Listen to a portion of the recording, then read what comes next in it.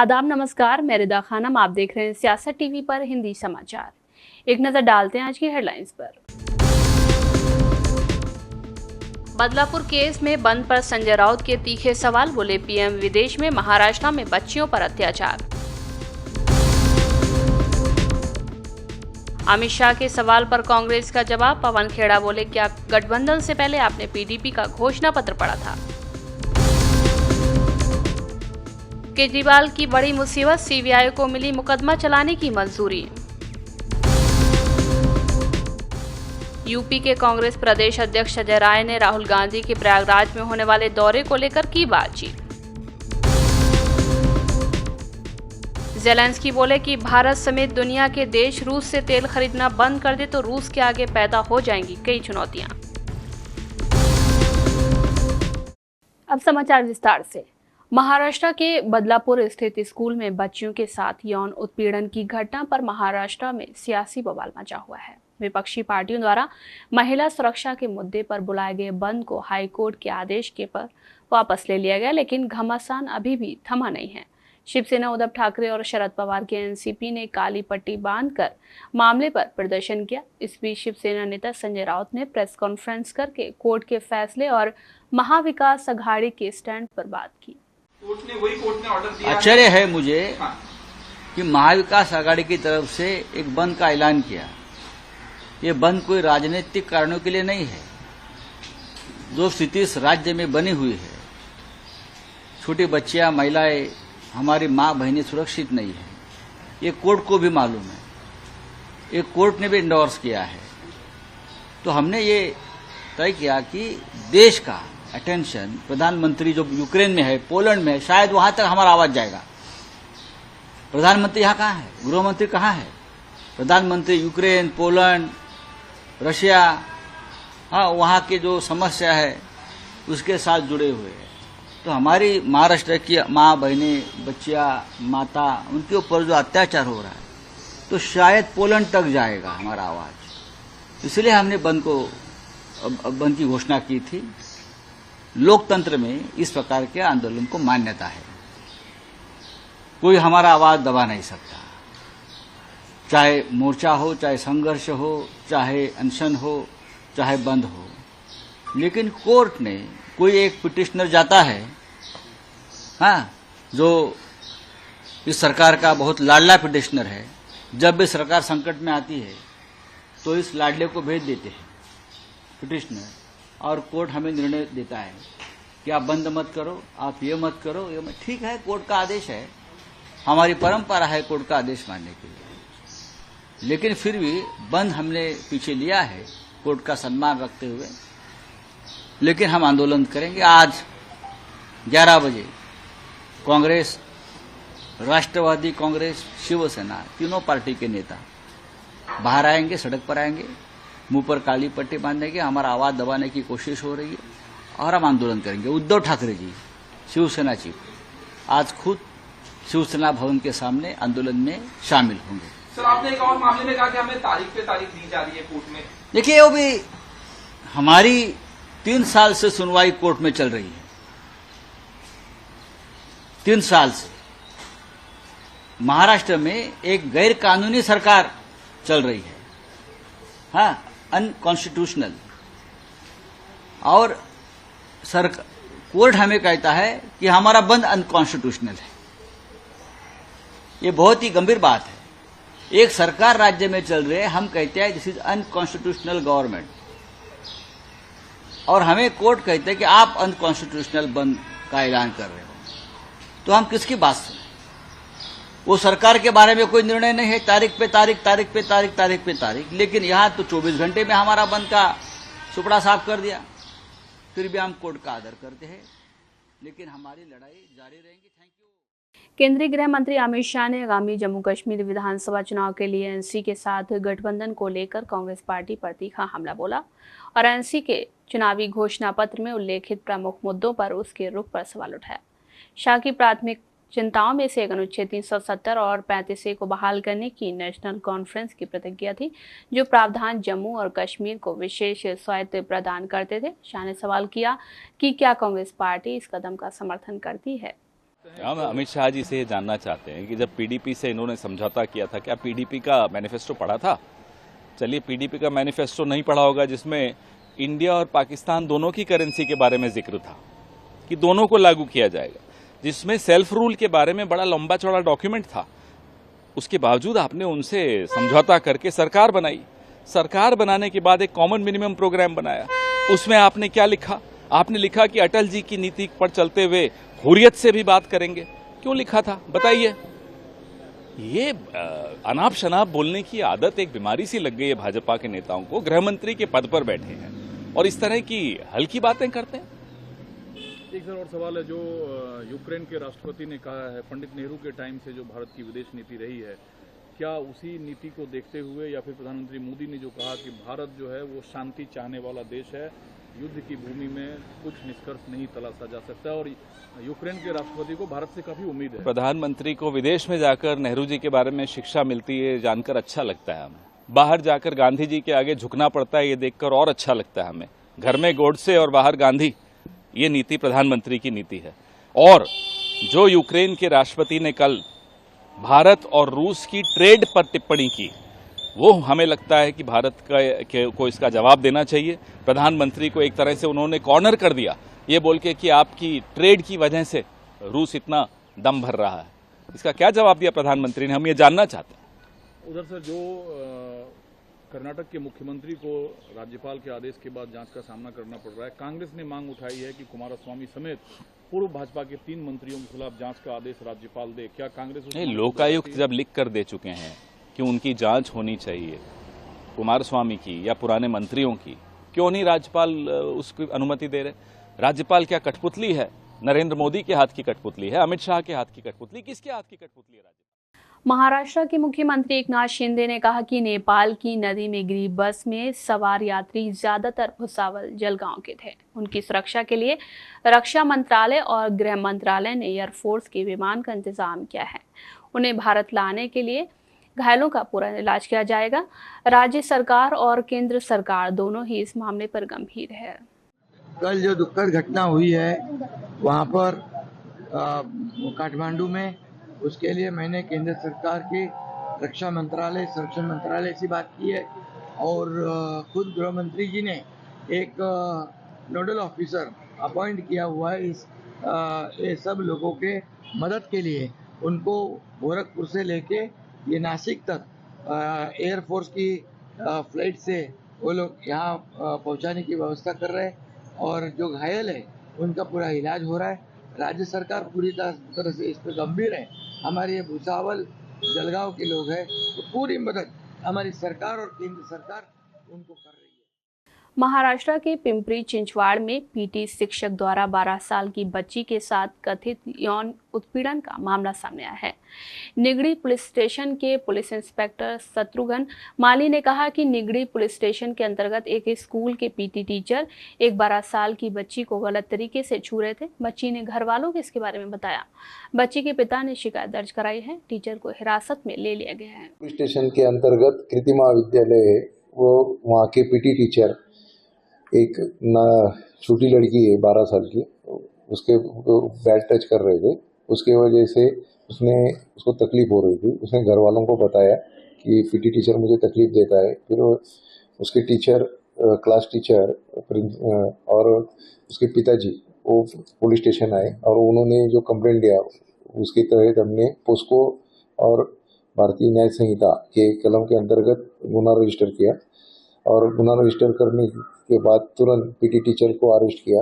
ये PT teacher के ऊपर पहले भी इसी प्रकार का एक गुना दाखिल हुआ था, इसलिए इसमें उसको सजा भी लगी है। फिर भी वो संस्था ने उसको काम पे रखा, इसलिए वो जो पूरी संस्था है उसके जो बॉडी मेंबर है उनको भी हमने अरेस्ट किया है। इसमें टोटल आरोपी मिलके प्रिंसिपल और जो बॉडी कमेटी जिन्होंने इसको सिफारिश करके फिर से काम पे रखा था, ऐसे टोटल 8 लोगों यहाँ पे गिरफ्तार कर रहे हैं हम इस केस में। ये नाबालिग लड़की, इसकी वजह से इसको पोस्को लगा है और भारतीय न्याय संहिता के जो कलम है वो कलम के अंतर्गत इसके ऊपर सख्त कार्रवाई की जाएगी। हरियाणा में विधानसभा चुनाव की घोषणा के बाद से दल बदल तेज हो गया है, तो इस बीच एक निर्दलीय विधायक ने अपने पद से इस्तीफा भी दे दिया है। चरखी दादरी के विधायक सोमवीर सांगवान ने आज अपने पद से इस्तीफा दे दिया। इस्तीफे का कारण अभी भी पता नहीं चल पाया है, लेकिन ऐसी जानकारी सामने आई है कि उन्होंने विधानसभा अध्यक्ष ज्ञानचंद्र गुप्ता को इस्तीफा सौंप दिया है। सोमवीर सांगवान उन 3 निर्दलीय विधायकों में थे जिन्होंने बीजेपी सरकार से समर्थन वापस ले लिया और किसी भी कीमत पर बीजेपी का समर्थन न करने की बात कही। सोमवीर के अलावा पुंडरी से रणधीर गोलन और नीलूखेड़ी से धर्मपाल गोंदर ने अपना समर्थन वापस ले लिया था। बीजेपी से समर्थन वापस लेने के बाद से सोमवीर सत्तारूढ़ पार्टी और सीएम नायब सैनी पर काफी हमलावर रहे हैं। नायब सिंह सैनी ने दावा किया था कि तीनों विधायकों को मना लिया जाएगा, जिस पर पलटवार करते हुए सोमवीर ने कहा था कि अगर राष्ट्रपति बनने का भी ऑफर दिया जाए तो भी बीजेपी को समर्थन नहीं देंगे। सोमवीर ने कहा है कि सीएम उन्हें लोभ और लालच देना चाहते हैं। तीनों विधायक अपने फैसले पर अटल हैं। सोमवीर के कांग्रेस को सपोर्ट करने की बात भी सामने आ रही थी। हालांकि इस्तीफे के बाद उनका क्या फैसला होगा ये भी साफ नहीं हुआ है। साथ ही आपको ये भी बता दें कि सोमवीर सांगवान ने 2014 का विधानसभा चुनाव बीजेपी के टिकट से लड़ा था, लेकिन उन्हें हार का सामना करना पड़ा था। महाराष्ट्र में महिलाओं के खिलाफ अत्याचार की घटनाएं लगातार बढ़ रही हैं। ये सरकार पूरी तरह से फेल हो चुकी है, इसका डर लोगों में खत्म हो चुका है। ये कहना है महाराष्ट्र कांग्रेस अध्यक्ष नाना पटोले का। उन्होंने बदलापुर की घटना को लेकर एमवीए ने जो बंद की घोषणा की थी उसे बॉम्बे हाई कोर्ट ने असंवैधानिक बताया था और रद्द कर दिया था। इस पर नाना पटोले ने कहा कि हम सुप्रीम कोर्ट जाएंगे। देखो, सरकार को ऐसी पहले माननीय हाईकोर्ट ने फटकार लगाई है। सुमोटो पूरी घटना को अपने विचाराधीन रखा है और जिस तरह से जो घटना अब सामने आ रही है वो लड़कियों के ऊपर अत्याचार ये 15 दिन से यहाँ पर चल रहा था। ये भी जो बाल आयोग जो आया उनके माध्यम से सामने आया है। हमारी मांग वही थी कि ये संचालक मंडल जो है उसमें, क्योंकि वो बीजेपी और आरएसएस का है, उसको बचाने की कोशिश सरकार कर रही थी, ये स्पष्ट हो गया। महाराष्ट्र में कंटिन्यू ये सब घटनाएं स्कूल के बच्चों के ऊपर हो रही है, पूरे महाराष्ट्र में। विदर्भ में अभी आज 4 जगह घटना हुई है। ये आखिरी सरकार जो है, ये सरकार पूरी फेल हो चुकी है। उनका कोई भी डर और इनके माध्यम से जो प्रशासन काम कर रहा है उनके ऊपर किसी का डर नहीं रहा है। और महाराष्ट्र जैसे राज्य में इस तरह की घटना होना ये महाराष्ट्र की जनता के लिए बहुत तकलीफदायक है। माननीय हाईकोर्ट ने कल बहुत ही अर्जेंसी में जो कल इस बंद को अघोषित करने का उन्होंने जो ये कोशिश की है, ठीक है, हम इस मैटर में सुप्रीम कोर्ट में भी जाने का, हम जब सब लोग मिलकर बैठेंगे तो इस विषय को हम लोग सुप्रीम कोर्ट में भी जाएंगे, क्योंकि इतने जल्दी ऐसा माननीय हाईकोर्ट ने जो निर्णय दिया, ठीक है, उनके अधिकार है, पर राज्य की जनता में ये सब घटनाओं के पीछे बहुत ही तकलीफ है, लोग गुस्से में हैं। इसकी दखल माननीय हाईकोर्ट ने लेना चाहिए, ये भी मांग हम करें। सीबीआई ने दिल्ली की एक अदालत को सूचित किया कि उसने कथित आबकारी घोटाले से संबंधित भ्रष्टाचार के एक मामले में मुख्यमंत्री अरविंद केजरीवाल और आम आदमी पार्टी के विधायक दुर्गेश पाठक पर मुकदमा चलाने की मंजूरी प्राप्त कर ली है, जिस पर आप नेता आतिशी का बयान सामने आया है। सत्येंद्र जैन जी को गिरफ्तार किया गया, मनीष सिसोदिया जी को गिरफ्तार किया गया, संजय सिंह जी को गिरफ्तार किया गया, लेकिन फिर भी जब आम आदमी पार्टी की दिल्ली सरकार की रफ्तार नहीं रुकी तो लोकसभा चुनाव से पहले अरविंद केजरीवाल जी को भी गिरफ्तार कर लिया झूठे मुकदमे में। और आप इस षड्यंत्र को देखिए, साफ साफ भाजपा का षड्यंत्र नजर आता है, साफ साफ नजर आता है कि किस तरह से भारतीय जनता पार्टी ईडी और सीबीआई को अपने राजनीतिक हथियार की तरह इस्तेमाल कर रही है। 20 जून को दिल्ली के मुख्यमंत्री अरविंद केजरीवाल जी को बेल मिलती है, ट्रायल कोर्ट से बेल मिलती है, पीएमएलए वाले मामले में बेल मिलती है, ईडी वाले मामले में बेल मिलती है। उस ऑर्डर के अपलोड होने से पहले ही ईडी 21 जून की सुबह हाईकोर्ट पहुंच जाती है और ऑर्डर आए बिना उस ट्रायल कोर्ट द्वारा दी गई बेल को स्टे करा देती है 21 जून को। 22 जून को अरविंद केजरीवाल जी और उनके वकील हाईकोर्ट के इस ऑर्डर के खिलाफ सुप्रीम कोर्ट जाते हैं स्टे को हटवाने के लिए, और भारतीय जनता पार्टी को पता है कि सुप्रीम कोर्ट से हर इंसान को न्याय मिलता है, तो भारतीय जनता पार्टी क्या करती है कि उनको जब पता चल जाता है कि ईडी के केस में तो बेल मिल गई, तो वो 26 जून को अरविंद केजरीवाल जी को सीबीआई से अरेस्ट करवा लेते हैं कि वो किसी भी तरीके से जेल से बाहर ना आ सके। तो जब 11 जुलाई को अरविंद केजरीवाल जी को सुप्रीम कोर्ट से भी ईडी के मामले में बेल मिल जाती है, फिर भी आज 24 अगस्त तक अरविंद केजरीवाल जी इस षड्यंत्र की वजह से जेल से बाहर नहीं आ पाए। जब अरविंद केजरीवाल जी का ये मामला सीबीआई की गिरफ्तारी का मामला सुप्रीम कोर्ट पहुंचता है, सीबीआई को 2 हफ्ते मिलते हैं, उनको जवाब फाइल करने को दिया जाता है, तो कल कोर्ट में सीबीआई आके खड़ी हो जाती है और कहती है कि हमें और समय। यूपी के कांग्रेस प्रदेश अध्यक्ष अजय राय ने कांग्रेस नेता राहुल गांधी के प्रयागराज में होने वाले दौरे को लेकर बातचीत की। अजय राय ने कहा कि राहुल गांधी जी यहां आ रहे हैं, ये खुद उनकी मातृभूमि है, यहां सिविल सोसाइटी है, यहां संविधान सम्मान सम्मेलन कार्यक्रम आयोजित किया जाएगा। राहुल गांधी कार्यक्रम में शामिल होंगे। पूरी तरीके से ये राहुल जी की जो यात्रा है प्रयागराज की, ये अपने खुद की अपनी उनकी मातृभूमि धरती है, पूर्वजों की धरती है, यहाँ आ रहे हैं और यहाँ सिविल जो हमारी सोसाइटी है उस पूरी तरीके से उन्होंने ये कार्यक्रम आयोजित किया है और उसमें राहुल जी एक मुख्य वक्ता के रूप में या संविधान के संरक्षक के रूप में लड़ने वाले की भूमिका में रहेंगे और मैं समझता हूं कि उसमें शामिल हो रहे हैं और वो पूरी तरीके से समाज के अंदर काम करने वाले लोग, समाज के अंदर जो सिविल सोसाइटी के लोग हैं, जो काम करने वाले लोग हैं, उसमें शामिल हो रहे हैं। और मैं समझता हूं कि जो संविधान ये सरकार के द्वारा चुनाव के समय से और आज तक जो संविधान को पूरी तरीके से रौंदा जा रहा है, संविधान को पूरी तरीके से असंवैधानिक काम किए जा रहे हैं, उसको ये राहुल जी ने जिस तरीके से जवाब दिया है, ये उस तरीके के ही कार्यक्रम आयोजित हो रहे हैं। संविधान संबंधी कार्यक्रम है और चुनाव में भी संविधान की प्रतिलिपि जो है दिखा के काफी कांग्रेस को फायदा मिला है, तो छोड़ना नहीं चाह रहे हैं। नहीं, फायदा नुकसान की बात नहीं है। देखिए, आपने भाजपा नेताओं की बात सुनी होगी। इनके मंत्री अनंत हेगड़े ने कर्नाटक के जो केंद्र सरकार के मंत्री थे कर्नाटक से, इनके 2-3 सांसदों ने लगातार संविधान को बदलने की बात कही कि 400 सीट दीजिए, संविधान हम बदलेंगे।